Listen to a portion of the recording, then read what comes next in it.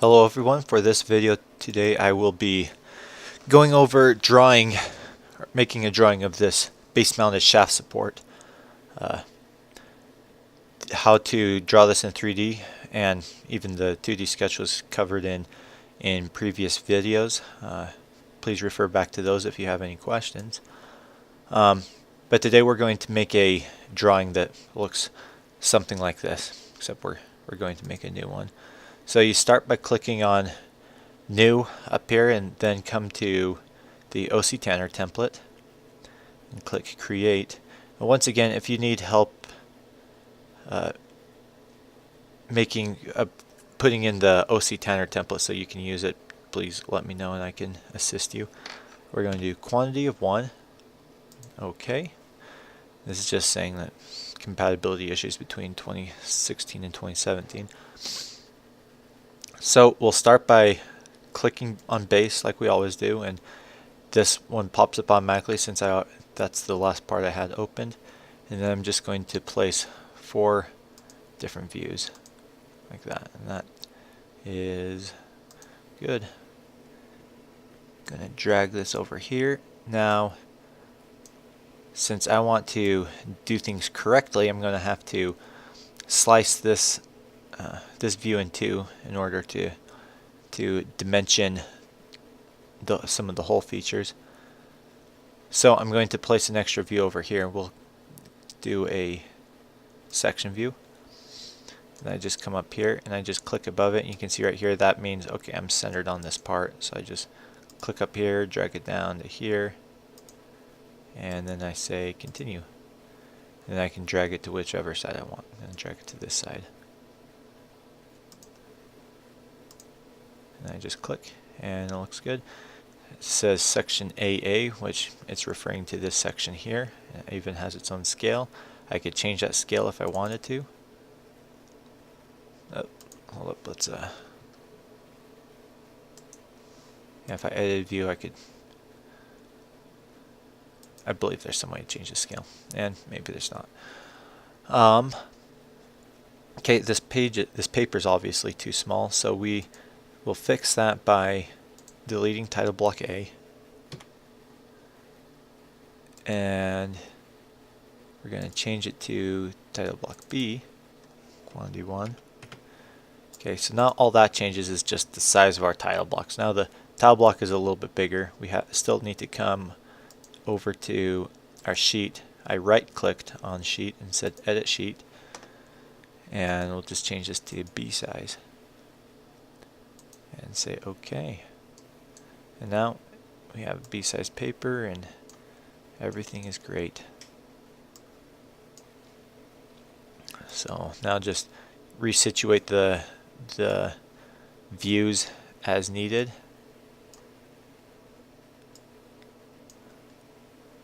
You'll notice as I'm moving the views that they are all dependent on the base view, except for the isometric view can be moved wherever I want.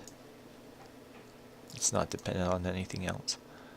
Okay, so I think that will give me enough room right there. If not, I can come back and edit them later.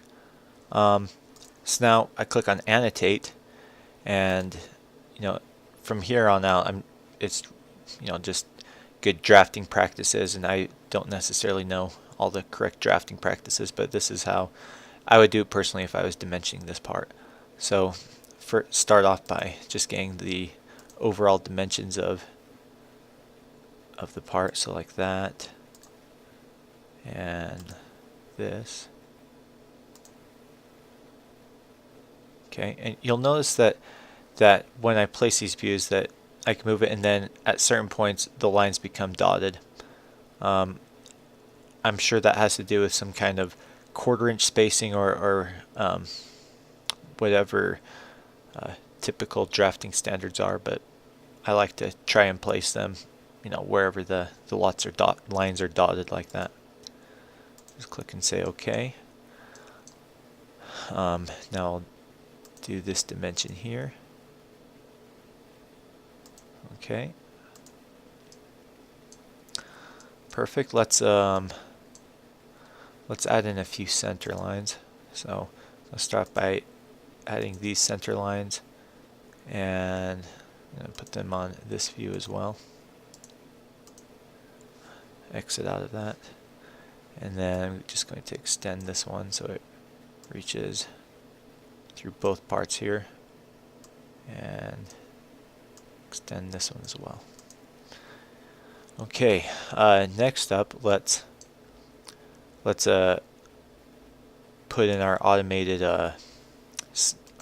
center lines. So it defaults to hole features, which this right here isn't a hole feature. If you remember, it's an extruded circle. So those are two different things. So if I click on cylindrical feature, it should pick up that feature, and also fillet features. Okay. Okay, so that's got all. Now we have all the center points that we need. So let's just start dimensioning those. So we have did the height already, just kidding. Let's do the height of that hole right there. That's 1 inch. And then the height of this should be 1/4 inch.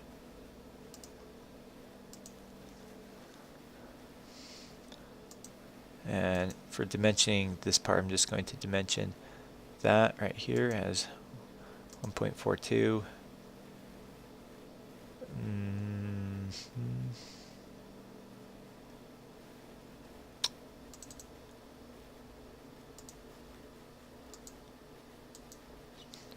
Try that again. Maybe you would want that perpendicular sign right there. I'm not sure I find that necessary. Alright, one more time. Wow, it is just giving me grief today. Okay, so make sure you're clicking on the points and not on the lines.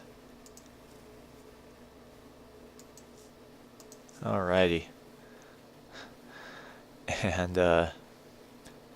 And then for how far apart these are, I'm just going to dimension this as an angle here. We'll just call it 8 degrees. Sounds good to me. And I'll put a radius call out here. And so now, instead of putting a radius on every single fillet, I'm just going to type in here all fillets. And I'm not sure if that is the proper way to do it, but I feel that if a machinist saw this, or whoever's making this part saw this, they would understand what to do from there. Next, let's start annotating our holes. So we'll start by come over here. We'll do our automated center lines again, and sure, we can add our fillet features in too. For some reason, our fillets didn't show up on that one. We're not going to worry about it. Let's do a hole spacing. So distance between those two holes is that. And I think I'd probably like that to be 3 decimal places, just since they're hole spacings. I say okay. And now we'll click on hole and thread, and this is what we use for doing our hole callouts. So I can click right here. I can click on the inside of the circle. I can even click on the center point, and it should do the same thing. However, I usually get best results when you click on the outside. So, okay, that's good, just like that. And let's add in these ones too. So we have that counter bore there, and this tapped hole here. So, okay, I'm going to double click on this because I'm going to, the dimension is coming, the 1.22 and the 1 inch, it's actually dimensioning those. If you remember when we drew this, we set up our plane from this line right here. So it's basically saying the distance from from this line to that bottom of the counterbore, and from this line to the bottom of that hole. So these distances don't mean anything, so I'm just going to get rid of them.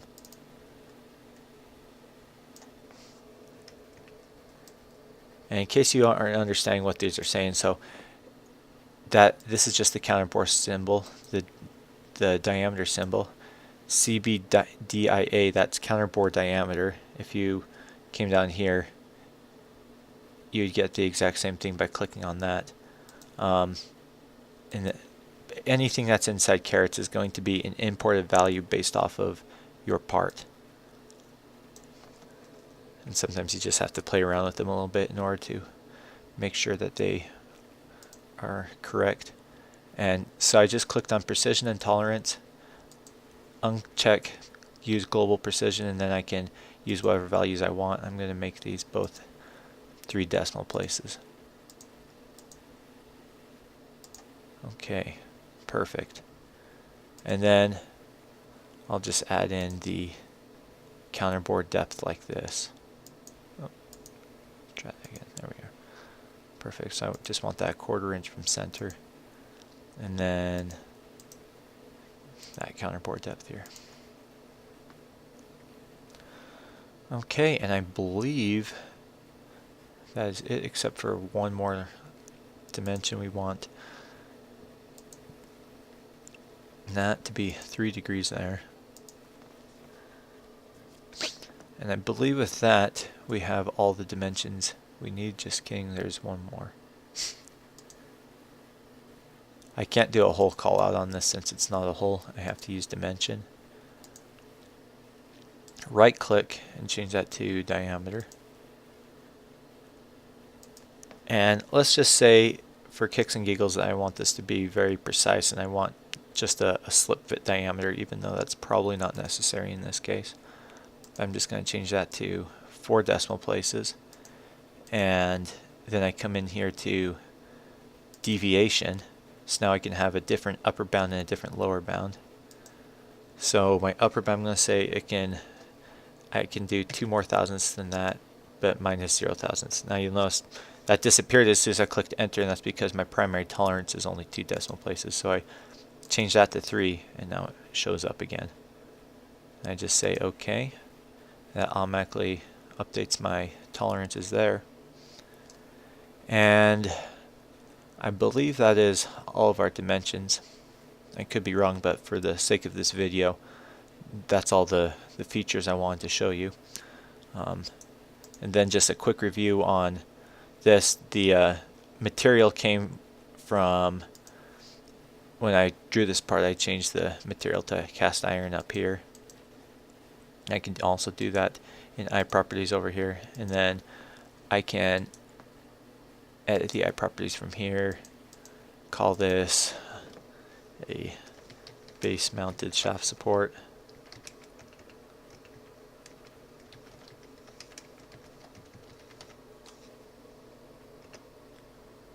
and then we'll just call it part number 1234, and OK. So now these fields have all been updated, and this drawing should be ready to send out now.